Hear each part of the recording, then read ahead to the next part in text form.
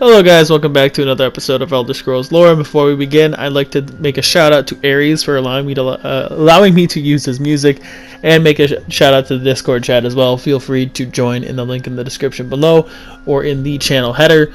So this is going to be a little bit of a different approach to the video we're doing today. It's a shorter topic, but it's something just as interesting, I think, and it's something between some of the provinces we don't get too much information about. So I hope you guys enjoy this kind of new little approach to everything. And furthermore, for some of the series we already have going on, the cities province will stay involved. The cities will stay involved, and then I believe we have a couple left in Morrowind, and then we'll move on to a different province.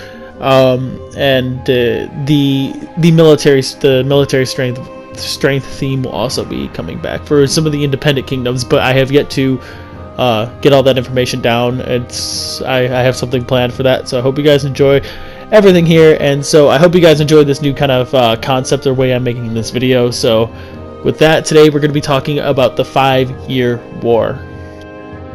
From what began as a small little border dispute between the provinces of Elisware and Valenwood, this small skirmish would escalate dramatically and turn into a bloody war that would last 4 years and 9 months, hence the term the 5-year war.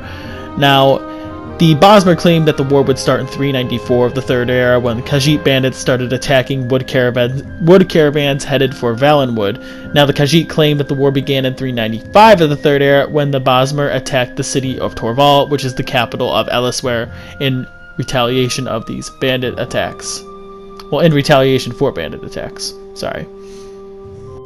So the war began in 395 of the Third Era, when the Bosmer attacked the city of Torval and killed over 1,000 citizens before being driven out by reinforcements from a nearby jungle tribe. This battle is considered to be the starting point of the war. Now, what later would occur is the Battle of Zelninen, which was a Elisware defeat due to improper and poor tactics proposed by some Nord advisors from Solitude. Khajiit troops engaged in battle with heavy armor, which they were not very skilled in. They were actually used to more medium armor and more medium infantry based units, where the Nords are more heavy infantry based. Now, the Heart of Anaquina would be a battle that happened not too long after the Battle of Zelninen, and Elisware got rid of their Nordic advisors and wore their traditional medium armor into battle. This battle is considered to be the turning point in the war, and one of the participants in this battle was Cherim, who is the master of the tapestry of Heart of Anaquina, that depicts the battle. The battle at Fort Sphinx Moth occurred in 396 of the Third Era, and it occurred not far, obviously, away from the fort, and is near actually the city of Dune, which is in northern Elisware, and it's in the part of the northern kingdom of Elisware. Now, although the Khajiit were outnumbered, they actually prevailed using some unconventional tactics that we don't know too much about, which would be fantastic if we can finally get some information about Elisware and the Elder Scrolls 6, but that's besides the point. So, moving forward, the sack of Athay happened in 397 of the Third Era, and actually this was after a truce was made between both warring states, and the Khajiit broke it by crossing the Xylo River and attacked Valenwood's borders. One of their first targets was the village of Athay, where they burned the harbor and left only a handful of survivors. The nearby village of Grenos was also destroyed soon afterwards as well, and we can assume that there were probably no survivors from that as well. So, the Vendisi Wild Hunt, it's not necessarily a battle, but in 397 of the Third Era, despite the Bosmiri survivors of the desperate Bosmiri survivors of the recent truce-breaking attacks, retreated to the ancient hamlet of Vendisi, where they are being forced to defend against the impending Khajiit attacks. Now, this is where the Wild Hunt is summoned, in that they completely destroy the attacking forces, and the remnant survivors of it, or a different attacking force, actually sealed them off in the valley where Vendisi was located, and the Wild Hunt turned on itself in a horrid display of cannibalistic orgy, destroying the hamlet and all its former mer-turned-monster occupants. And now what the Wild Hunt is an ability that each Bosmer has to basically be summoned into by using a collective ritual, and they shapeshift into these horrid feral supernatural beasts, and these monsters stampede, changing their form constantly, slaying and devouring everything that's in their path.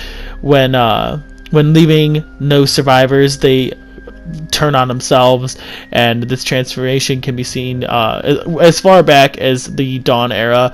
However, after they made the Green Pact with Y'ffre, he taught the Bosmer how to escape that chaos and retain their form, but also how to return to it by instigating the Wild Hunt. And so once you take this form, it's irreversible. You were just kind of stuck in this horrific sense. The conflict would mostly die down after this point, so basically there was no clear end to the war. It just kind of stopped. There wasn't a truce that was made or a treaty made between the two provinces. It was kind of just done.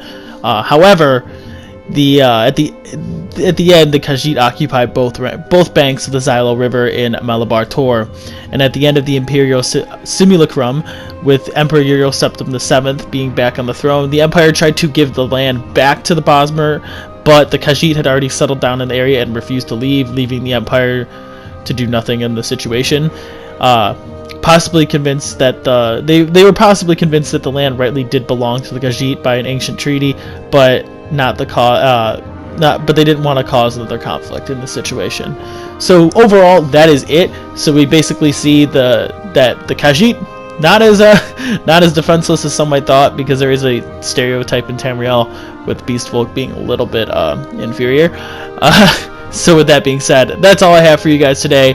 I hope you all enjoyed. This is a little fun unknown war that we don't know too much about, so I hope you guys enjoyed it, and it's been fun being able to cover topics like this as well, because it's not something many people know about. It's not something that's highly covered in the Elder Scrolls. I hope we find more information about it in the future.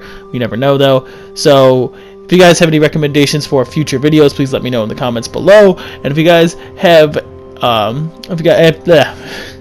if you guys enjoyed videos like this, please like and subscribe for more content like this.